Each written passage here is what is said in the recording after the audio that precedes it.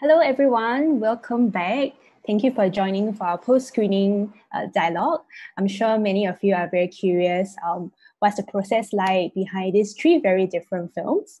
But before we begin, I'd just like to share some guidelines on how this Zoom webinar works.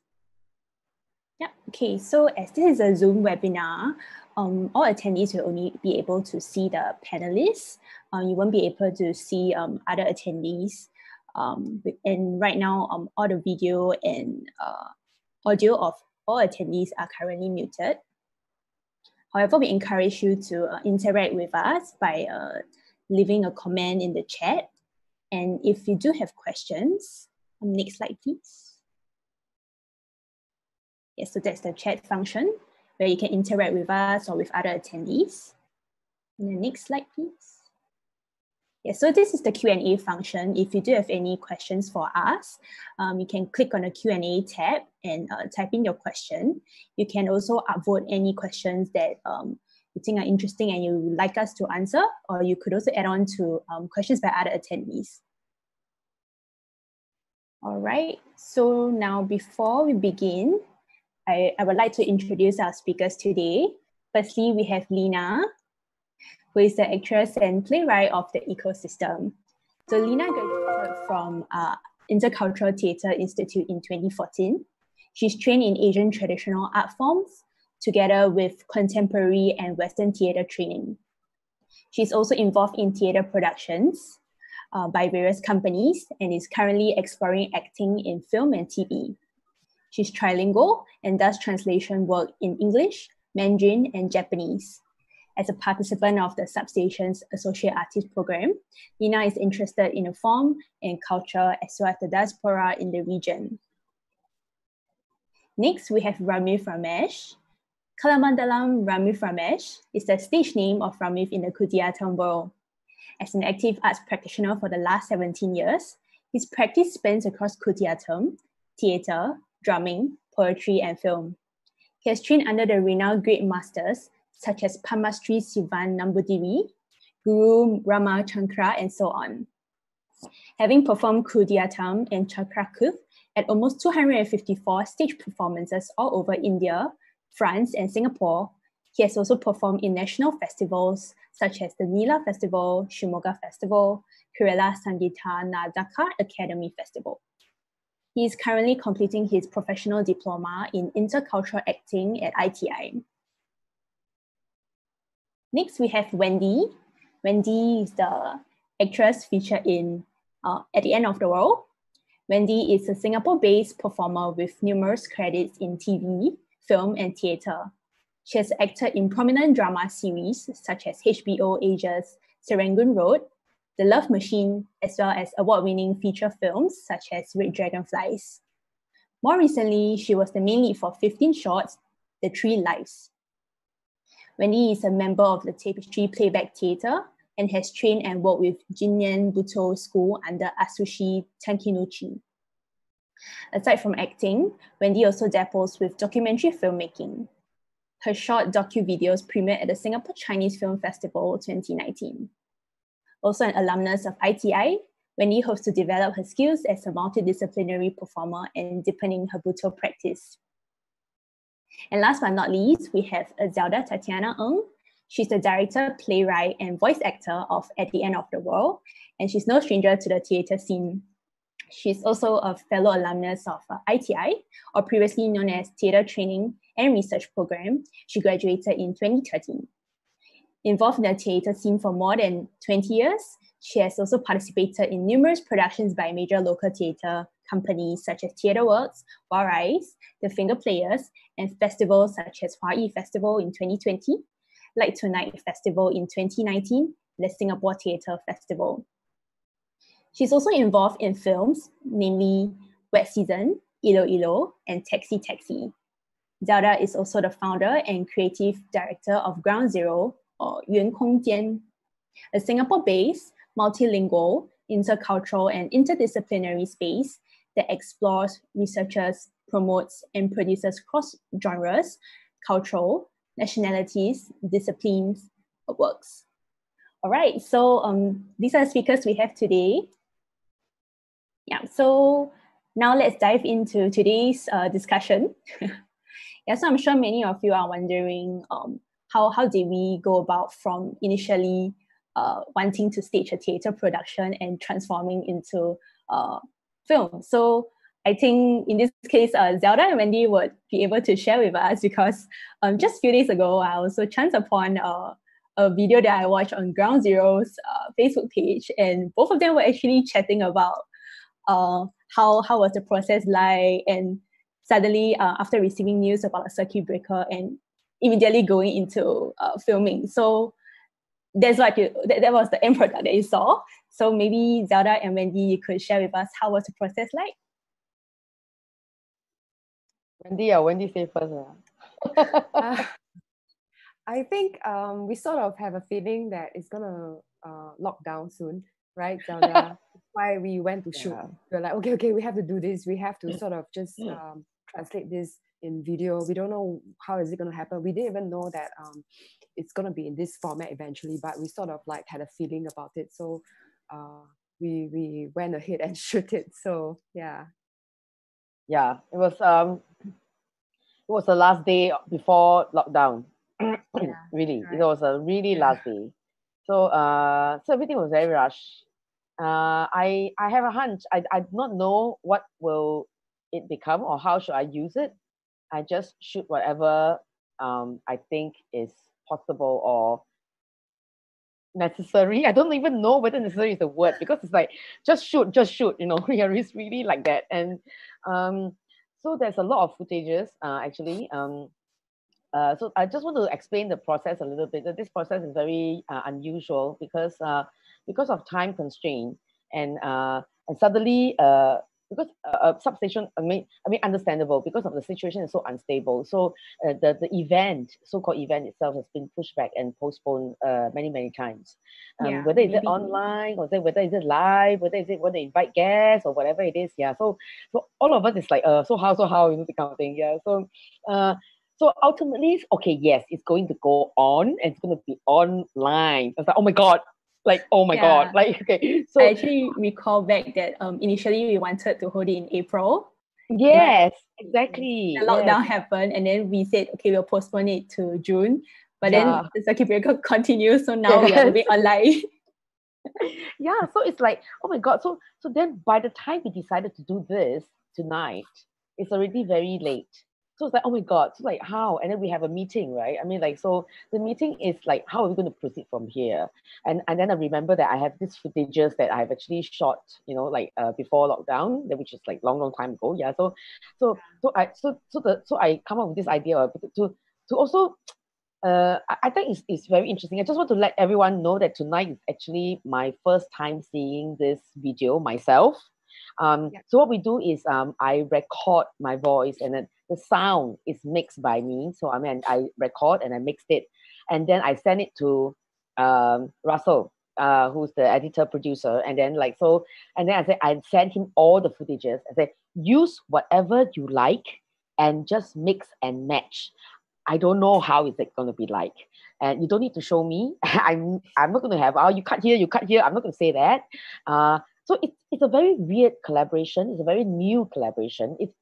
It is a collaboration because it's like I doing the cake, the first layer of the cake, and then he will put in the cream, and then how he want to decorate it, he decorate lah. You know what I mean? And then I don't know what will it become. And tonight is the first night I actually see the finished cake itself. Product. So it's very, very exciting. So so it's a very new way of working. I recall that when we had the very first production meeting with Russell, we were discussing how would the actual format of the film be like, because all three works are in very different stages.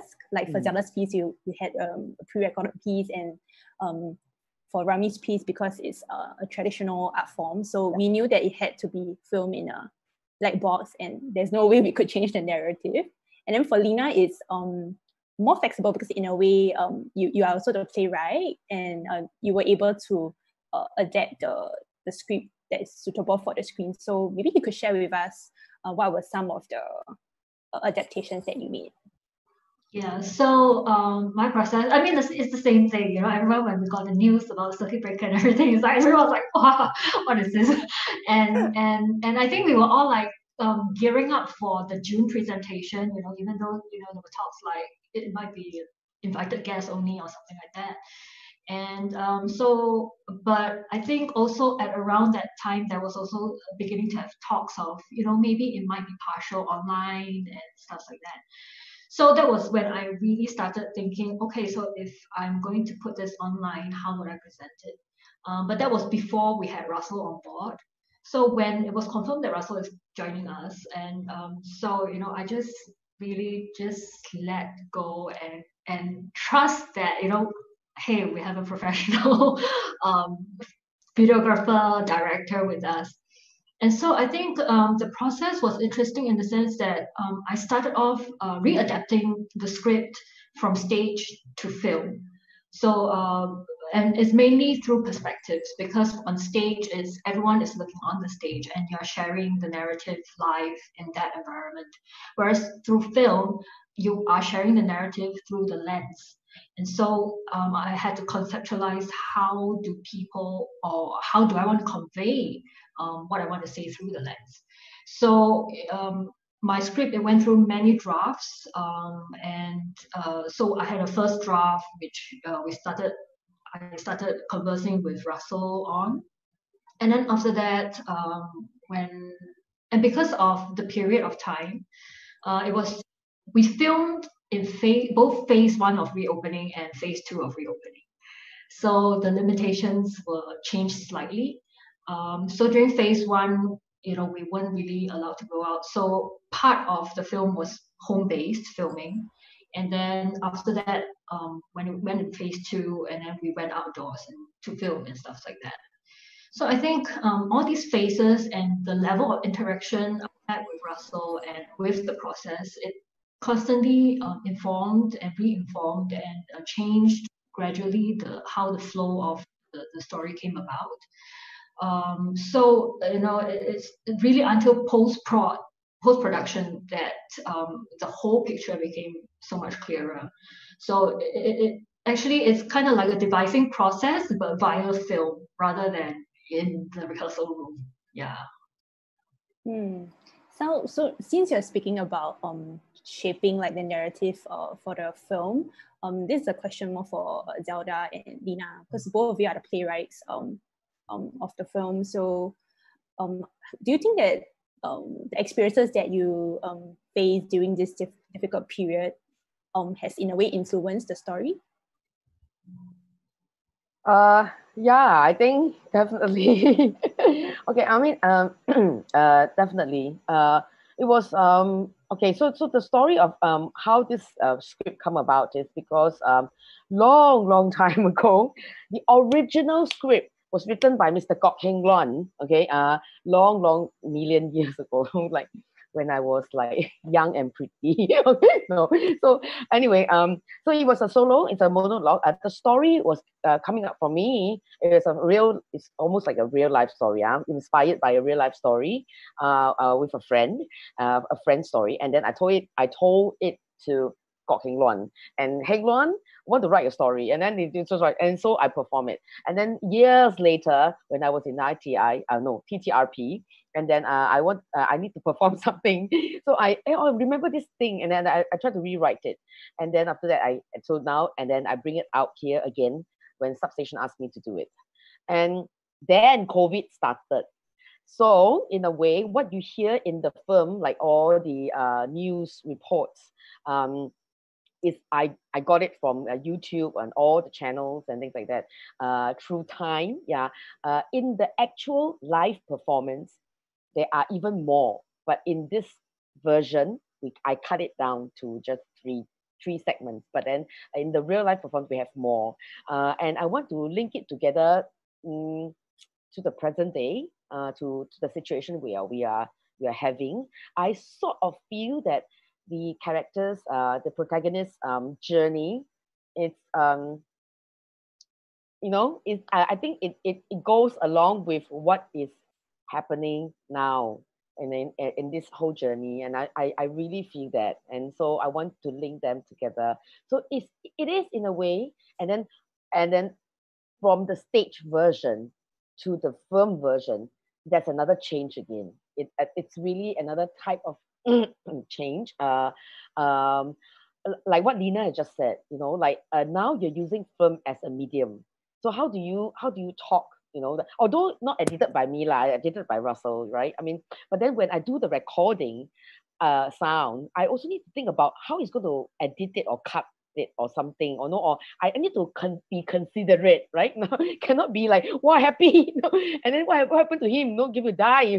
So like, okay, so I try as much as possible. So I never shot a film before, but I think being in the film industry also, I mean, I worked with film industry, so I sort of have the hint of like, I think it's going to be like that, it's going to be like that. No, yeah. I know there's a lot of shot that's not inside whatever the text is supposed to be, and thanks to Russell, he put in a lot of things and graphics and whatever to fill up the blank and things like that, because we really have no time, because he need to shoot Ramith, and he need to shoot Lina. And it's like, oh my God, if he's going to shoot us, then like really it's a lot of things to do. So then that's why I propose to have my footages and like, okay, just use the footages, that kind of thing. Yeah. So Wendy, you want to share about your spinning around and then don't spin anymore? Yes. So in the am I okay? Yes. You're yeah. So in the theater version, right? There was this part. Okay, just now the video you all heard there's this scene where it's like spinning. She's on the road, right, and then she's looking at the shopping center, etc. So in what we did was I was spinning around in the theater room. Yeah, so it's very different interpretations of that lah. And then also there are also what's that called, the post-it notes, where you see cupboards, on the cupboards, aliens and stuff. These are all her questions to what is it, what am I doing here? It's existential questions. And yeah, so but it was very different from the way how we rehearsed it. And during the rehearsal room, we actually had a dance also, and it was, I should say, it's very much inspired by Kutiyattam as well. Yeah, part of it. Yeah, and those are not seen on the footages on the film just now. Yeah, so with regards to my process, I guess, so originally this solo individual piece started off as a final year project when I was at ITI. So final year individual project. And it was an experiment into exploring self-identity. So originally it was titled Ecosystem in my head. So, it's like sometimes you talk to yourself, you have this voice saying you should do something, and then another voice saying, no, you shouldn't, that kind of thing. So basically the original version it comprises of different characters speaking to each other. But it is one, it is just one person. And that's my ecosystem. But I think especially with this pandemic happening, I realized that my ecosystem opens up. This pandemic, it puts everyone in isolation. So then, in fact, it makes me want to go out and include all these that's happening. So, of course, the footages of wearing a mask, being out there, making sure that there's no one looking before you can drink water, and and I think what I really wanted to capture was the lack of cable cars, which was something that probably is very, very, very, very rare in Singapore, and it's just like a testament to how special this pandemic situation is. So, when it's decided that it's going to be a film, I thought that, okay, it will definitely involve the home environment. Everybody eats instant noodles and stuff like that. But I think we also have to go out and include what is happening out there right now, which is so rare, but there's always that hope, that seed that pushes us forward to the next day. Yeah. So that, so then that became the ecosystem, this project that you saw. Yeah. Yeah, I think it's very iconic that both of your works really somehow bring out the essence of this period, because it's also because of this that we are shifting it online, and you also brought that into your work. Yeah. So right now, Ramith, yeah. So how was it like filming with Russell? Because you mentioned to me before that it's quite rare that for a traditional piece, it is documented in terms of film, and maybe you could share that with us.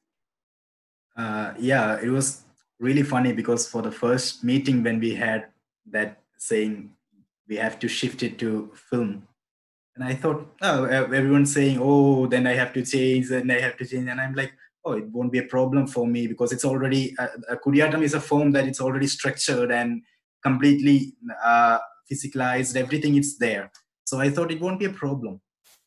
But when when it came to shoot, it was really difficult because the initial idea was when we are doing in live performance on theater, we're supposed to do without drummer. So, and Kutiyattam is a form that we need a close contact with audience.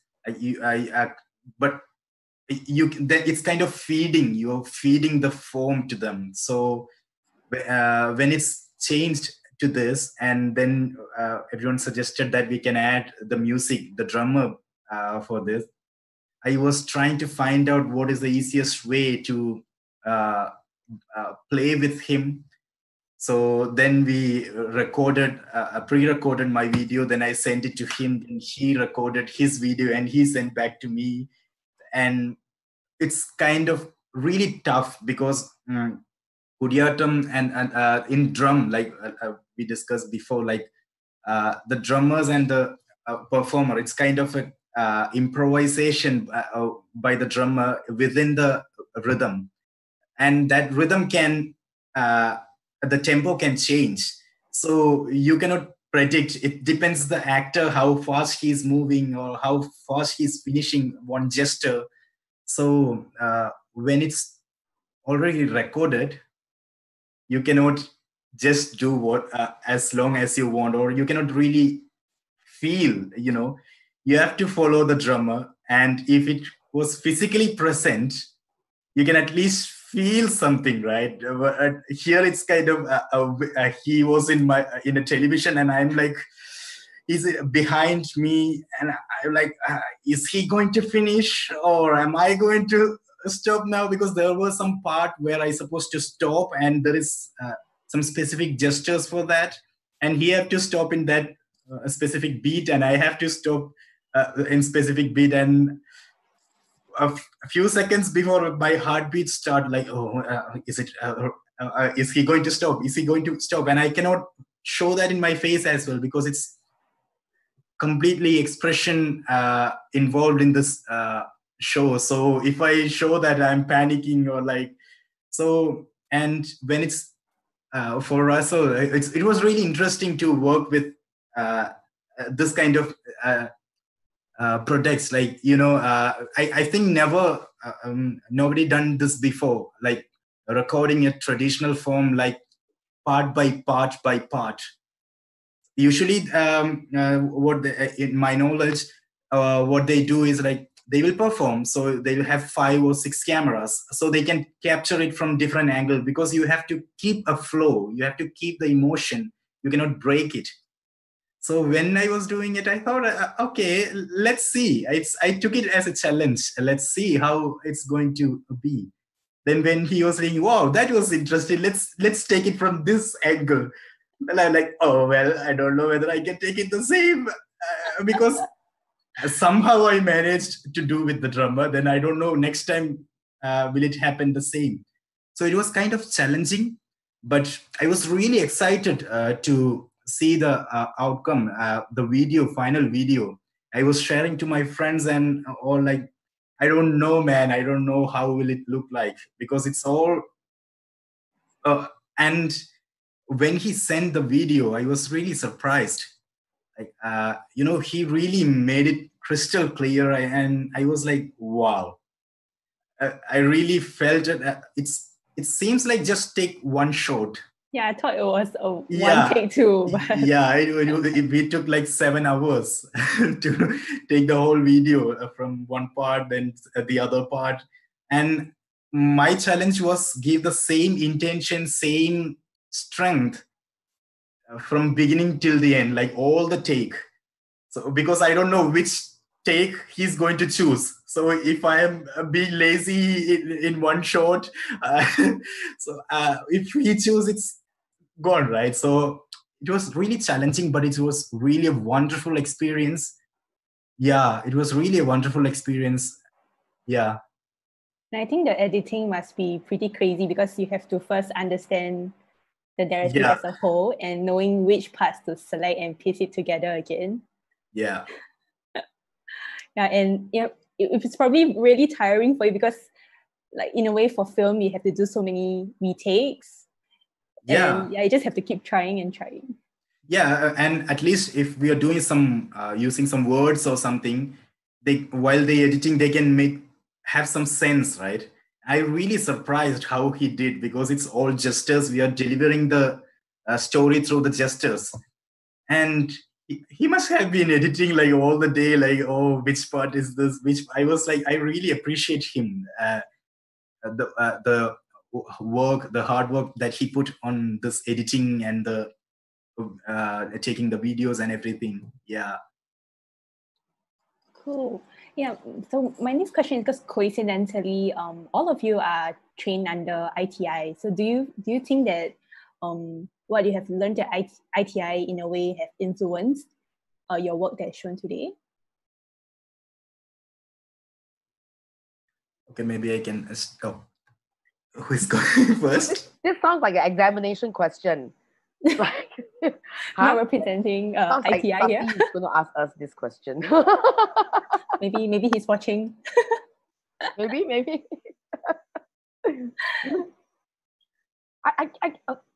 I'm sure it will affect. I mean, right? I mean, like, I'm very sure it will affect. I mean, affect in different ways and for different people, right?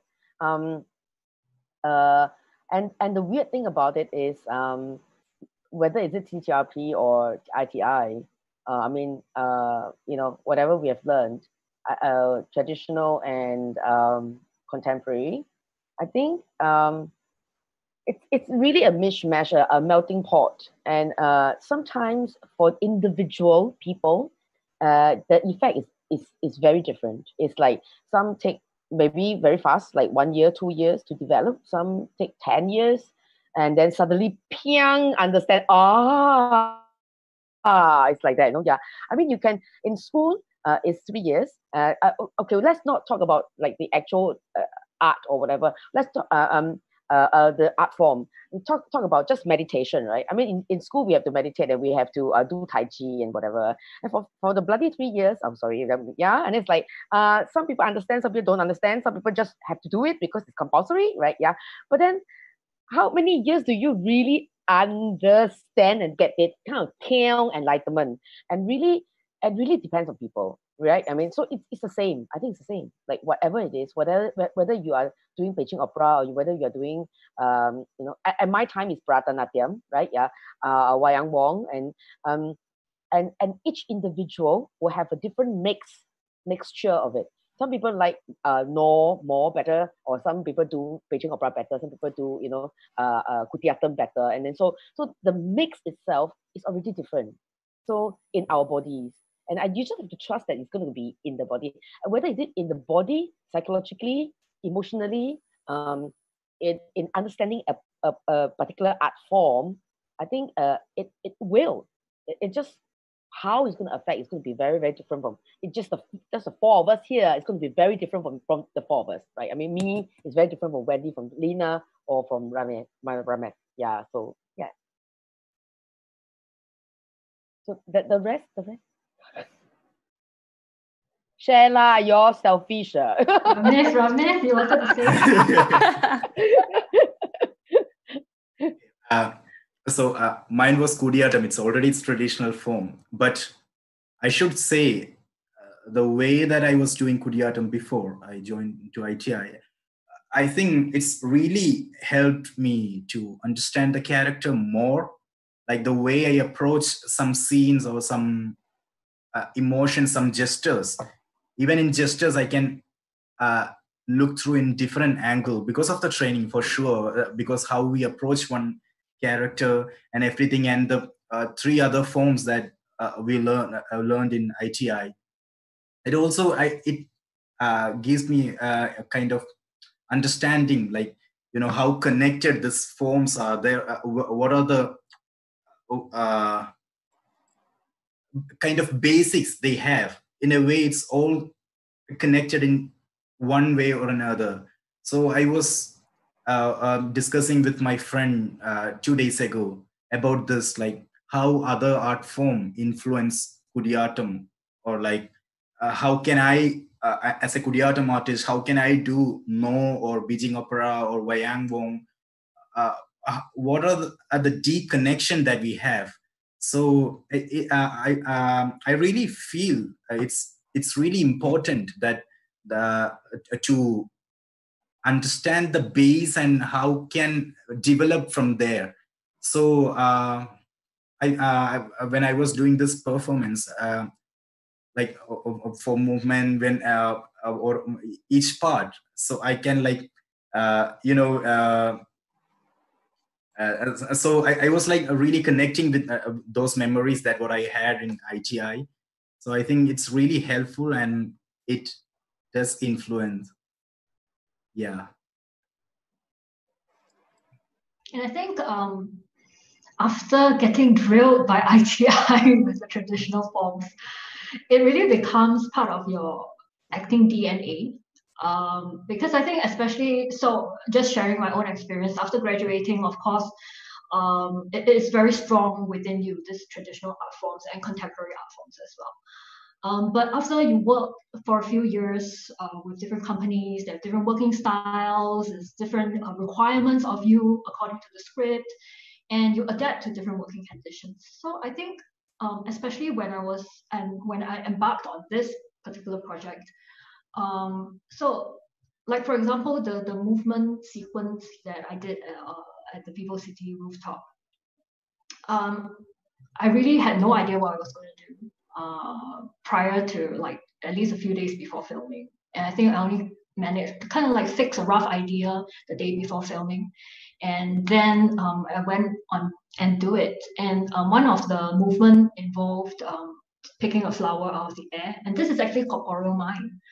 So which is a Western or contemporary, so-called more contemporary form compared to traditional forms. And it just came out from the body. But when I was rearranging, like finalizing the script as a final script to send out, I looked at the entire arc of the piece and I realized this is Hana. Hana meaning flower, and it's also part of the No tradition, that there's always a peak in, no matter which stage of life you are in, there's always this peak which you are at your most vibrant. So, I think it just became like a subconscious thing. This is the peak of this entire arc of the project, and it just came. So I think, the forms that we learn, the language that we learn, it's kind of like embedded in our body, and when we start working, it just comes out. So I think definitely, if you talk about has it influenced our work, yes, but it's on the subconscious level. It's really with your work. Yeah. When do you want to share? Yeah, I totally agree. I think it's really in our body, consciously or unconsciously. And I remember while we were rehearsing with Zelda, she asked me to do a movement piece. And immediately it was really from all the traditional art forms that I've learned from ITI. And recently I just had filmed something, a short film, and I realized that even as a very small and small detail, how we approach the character, it's really influenced by whatever that we have learned from ITI and traditional art forms. And it's about being how it's like all these are tools, and you use it differently at different for different mediums and different circumstances, and it's somehow is in your body and you just know it. Yeah. Thank you, everyone. And so before I move on to the next question, I'd just like to let everyone know that we are taking in questions from the audience. So you can submit the questions via the Q&A tab if you are joining us on Zoom, or you can also leave a comment in the YouTube live chat. Okay. So this is a question for everyone again. So if given another opportunity, how would you have liked to present your work differently? Would it be in terms of the format, in terms of characterization? Yeah.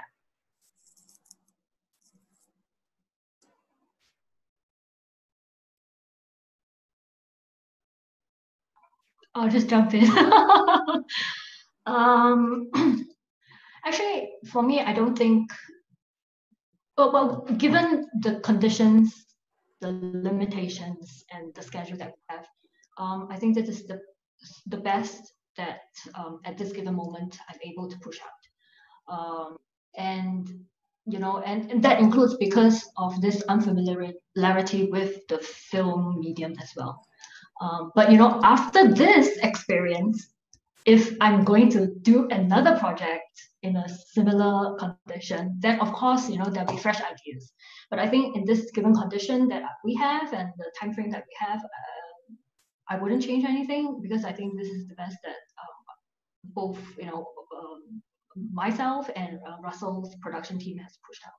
So I'm just really grateful for this experience, because if not for this, I probably wouldn't have been able to be involved in a film production process, from the writing all the way to the post-production part. So I'm really, really appreciative of this experience, and hopefully there'll be more future opportunities to work cross mediums and present the project in different forms. I want to ask, are you asking if we have a chance to so-called restage it, or are you asking like now, like this project?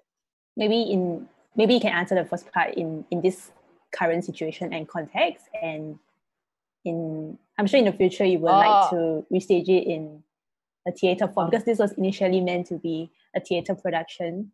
Yeah. In this current form, like I agree with what Lina say. I feel that this is the best we can do because of time constraint. What else? How? Do AR, VR? I don't know. But yeah, so if you have the time, you have the money, everything changes, right? So really the time and the money, right? So you have a big budget, and then big budget, no time also don't have, right? If you have a lot of time, no money also don't have. So both elements are very important, right? So with whatever condition that we have, and also if you cannot go out and shoot, also another thing, right? So everything, I think that's the best that we do now. I'm also very happy with the outcome and things like that. Yeah. Whether next time we're going to restage, I hope that we can do the stage version later. But I think the stage version will be changed because of the experience we had this time round. So somehow or other, it will not be the same again, right? As what we have rehearsed, yeah. And just to let everyone know that there's a chunk of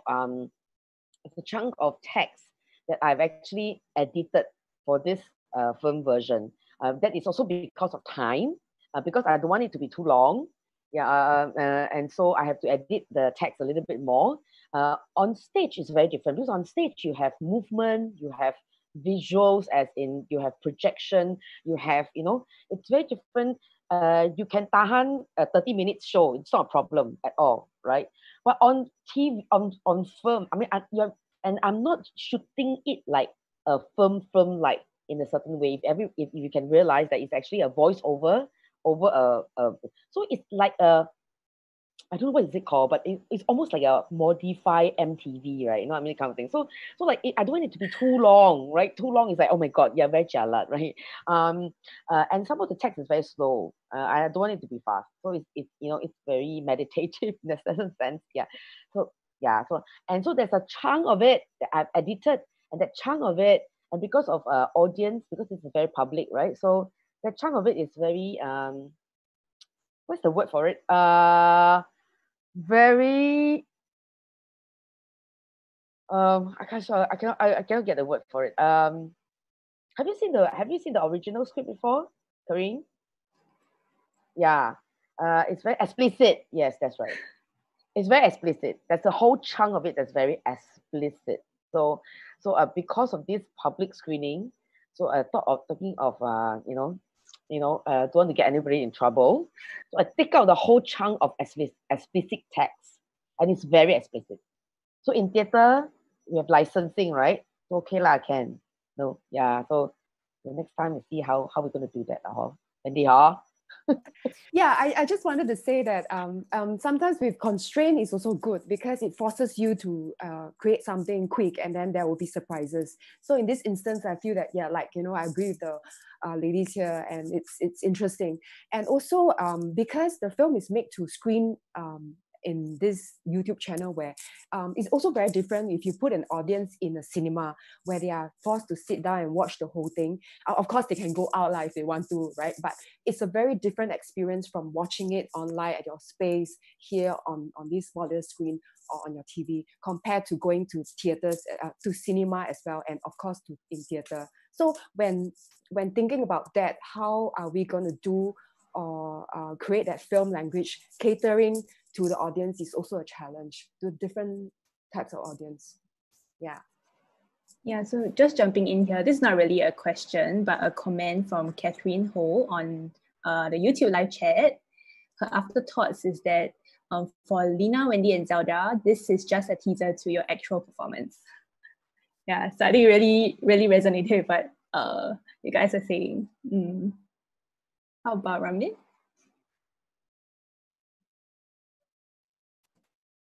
Actually, for mine, I don't think there will be any changes because it's already a same piece.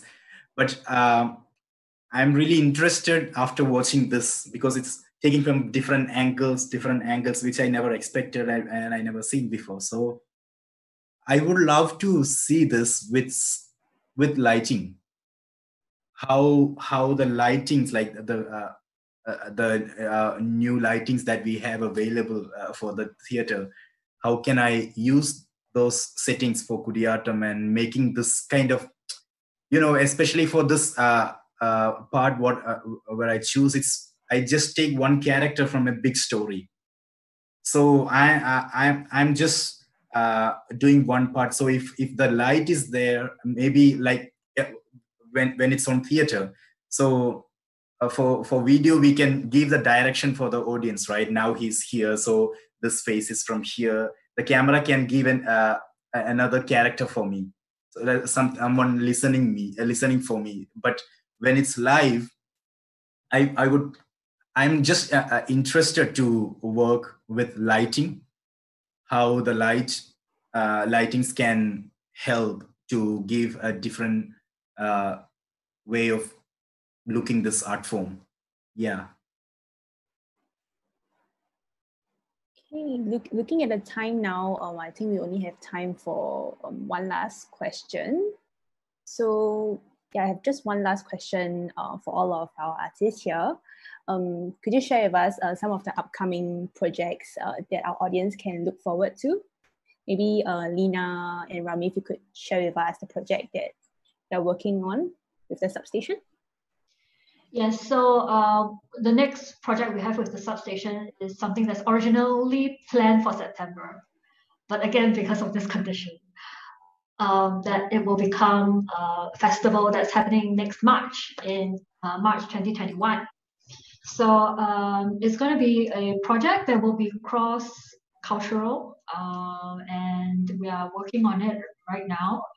I think after this coming home wraps up, we'll start officially heading towards the scripting and discussions for the new project. Yeah.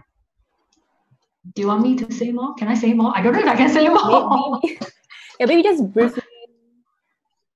Briefly. Oh, okay. So originally, it was a project that wanted to explore the collaboration between different cultures or different traditional art forms. So with that, we intend to have to stage a project that's between Beijing Opera and Kutiyattam.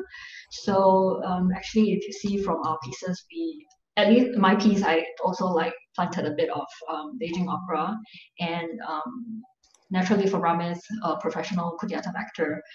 So we'll be coming together, and then at the same time using traditional art forms to tell stories and possibly contemporary stories, and how we can go about doing that. So I think that'll be quite an interesting journey in itself, and we're looking forward to that.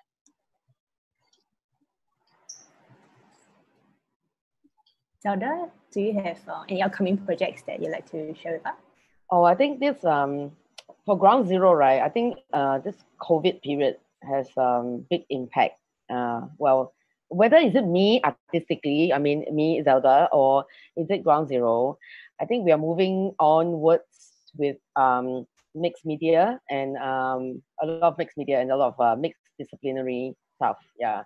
So a lot of projects are being discussed right now.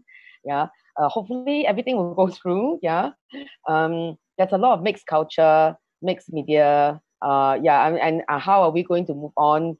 Because I always interested. Okay, we try to do some kind of interactive and immersive piece with the audience. So we hope to move on to AR and VR or something with different artists from different fields, like technology fields. Yeah, and also.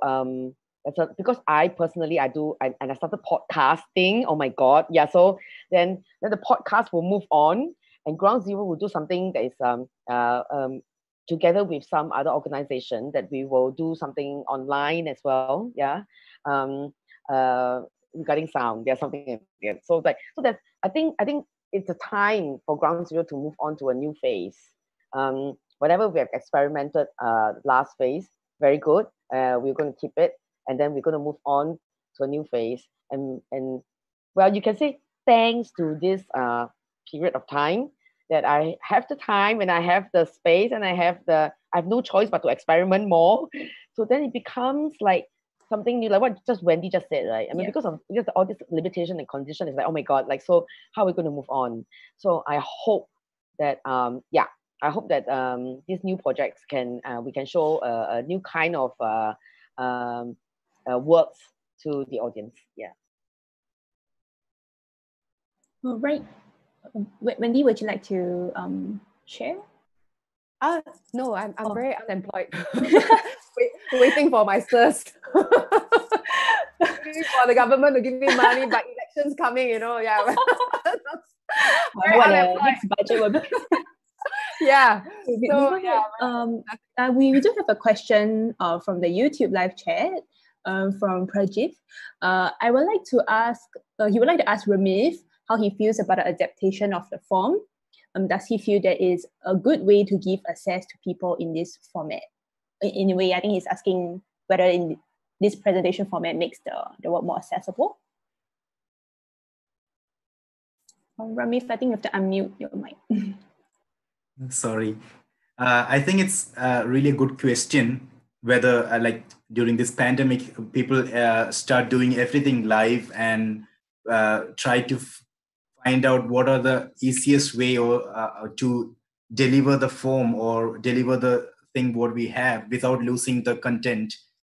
So I think it is possible to do Kutiyattam like this. After doing this, I realized, but it will take a long time. But I don't think that is possible to make a full show, because it's just 25 minutes show. It took more than 7 hours. So not like a cinematic way, like taking cut part by part. I don't think it's that easy to for the artist and for the camera directors, it's very hard for them. But if anyone can make it, I think it's really a good thing that we can share to the world. But the problem is, it's how the audience will feel it, because it's a traditional form. It's different when you watch it live, like with your eyes directly in front of you. It's because I remember Sasi was saying, our director, school director Sasi was saying that rasa is something that you're feeding, and when you watch, you can, without without being a part of that, you can already feel in your mind, and you can really have it, So I don't know how strong that how strongly I can deliver a rasa, the expression through a video, because it's kind of, the artist, when he's performing on the floor and while watching the audience, it's kind of, we are giving and taking the energies from the audience as well, right? So so we are feeling the heartbeats each other. So I think it is possible, but it's questionable whether the audience will take it or not. Yeah. Yep. So on this note, we hope that all of you can share with us your feedback and what you think of what you have just watched today.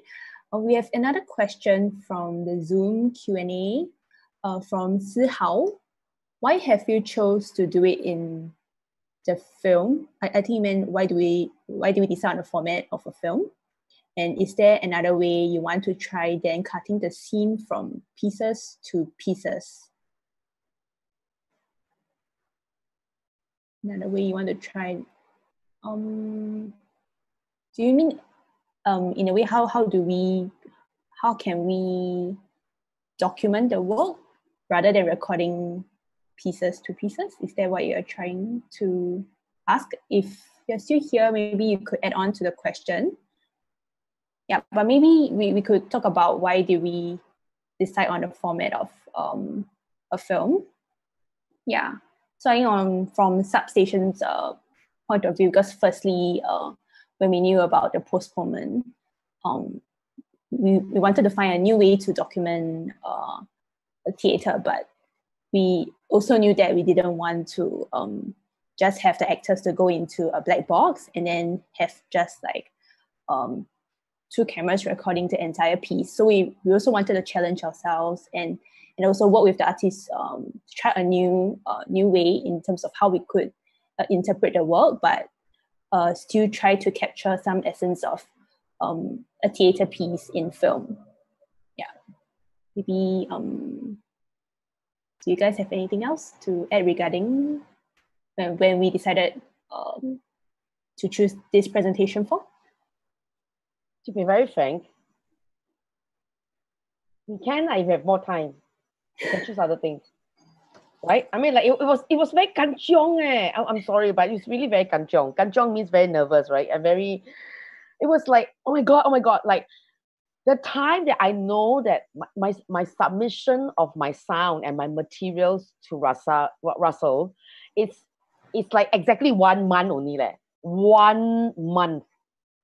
Can you imagine? Like, I mean, okay, I have so that's why I think of like, okay, never mind, just take the footages, whatever I have and things like that, right? I mean, like, then I mean, so it's very hard. I mean, like Lina's piece that she need to like change the whole thing into film and adapt it. It's like 1 month.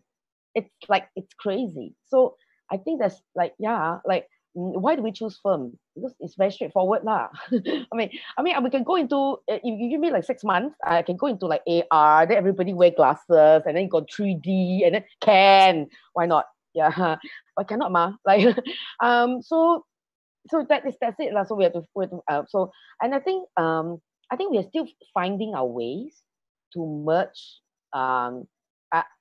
Yeah, I mean, I would say that at least I am finding my way to merge. Yeah, what is theatre and what is film? Because for me, it's very straightforward. Theatre is same time, same space. Like audience with you, right? Same time, same space. Yeah.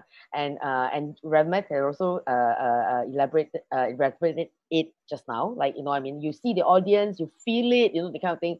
And then film, no. Like, and now somebody may be having a cracker and then no whatever, maybe go to the toilet, no whatever kind. So it's not same time, same space. So and film is editing. Theater, it's one shot, no NG, right? No. So how are you going to merge this? I mean, so there's a lot of things that we still need to consider and still need to ponder about, and so that maybe one day a new kind of format will come out, maybe. Yeah, but it takes some time for us to, I mean everybody, I mean all the artists together to think about how are we going to explore it more and things like that, and how are we going to play with it more, like that. Yeah, if not, then film is very straightforward. Yeah.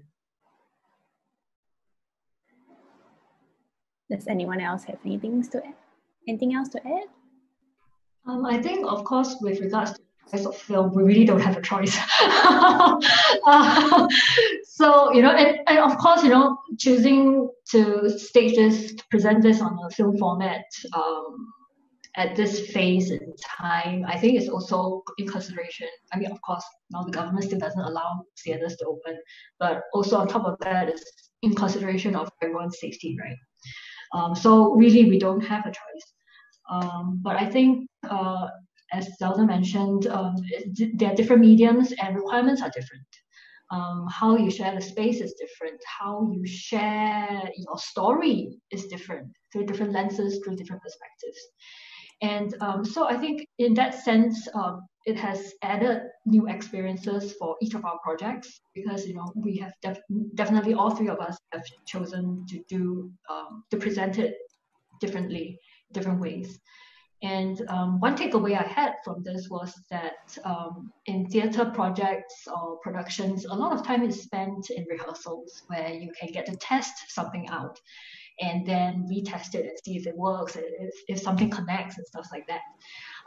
Whereas for film, I think, in fact, it feels like is the script and the post-production that actually takes a very big percentage of the work. And filming is really actually just very short. You know, like for my filming process, it's only 3 days. But in terms of scripting, it took like 2 weeks. And then post-production, I think around a week or so. You know, it's the how we spend time on the project changes slightly as well, whether it is for stage or for film. So with regards to that, I think it's fantastic. I mean, of course, it's crazy. It's like, oh my goodness, why are we adapting this project so many times from stage to film? But the entire experience that we took away, I think, is enriching in that sense.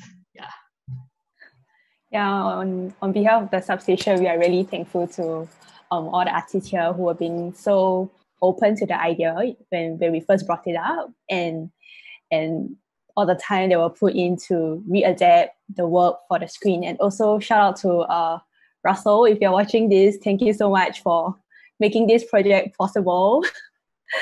Yes, so yes, we have come to the end of today's dialogue. Once again, thank you to all of our audience members for taking time out on your precious Saturday evening to join us today.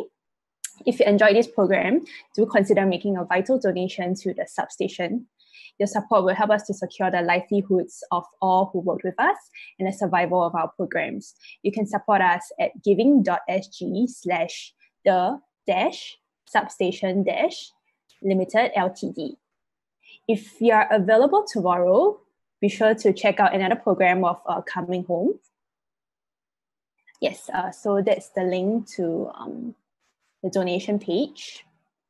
So if you're available tomorrow, be sure to check out another program of Coming Home, a real roundtable where 4 key players in the film industry will be sharing strategies that they have applied in their own sectors in hopes of sparking an optimistic shift towards sustainable film practices. If you'd like to rewatch the films, please try to do so by tonight, as the video will, the link will expire by 12 midnight. If you'd like to speak to any of the artists directly or give us any feedback, please leave us a message on our socials, or you can email us at outreach@substation.org. And before we close, we just want to give a shout out to Uze, our other programmer, for handling all the back end and stage managing this entire session. So thank you, and we hope we have a wonderful weekend ahead. Goodbye. Thank you. Goodbye. Thank you.